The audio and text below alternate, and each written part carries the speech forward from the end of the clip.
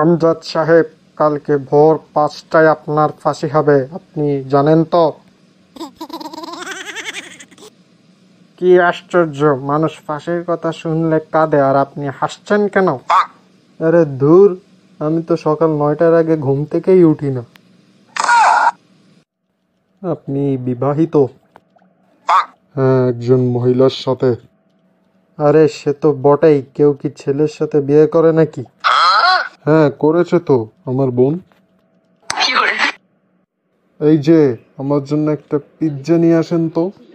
Okay sir, পিৎজাকে কি 4 piece করব নাকি 8 পিস করব? 4 পিসই করে দিন, 8টা বড্ড বেশি হয়ে যাবে তো, খেতে পারবো না। অভিনন্দন ইলিয়াস বাবু, আপনার ঘরে ছেলে হয়েছে। আরে বাবা, কি টেকনোলজির যুগ! বিবি হাসপাতালে আর ছেলে ঘরেই হলো। বল্টু, বলো তো, গাভী দিনে 3 লিটার দুধ দিলে সপ্তাহে কত লিটার দুধ দেবে? স্যার একটু দাঁড়ান, একটু হিসাব করেই আমি বলছি। 18 লিটার স্যার।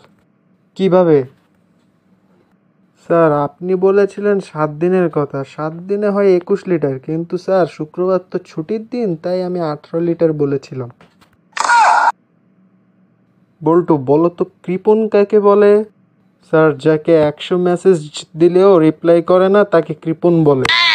খুব ভালো, একটা উদাহরণ দাও তো দেখি। যেমন আপনার মেয়ে।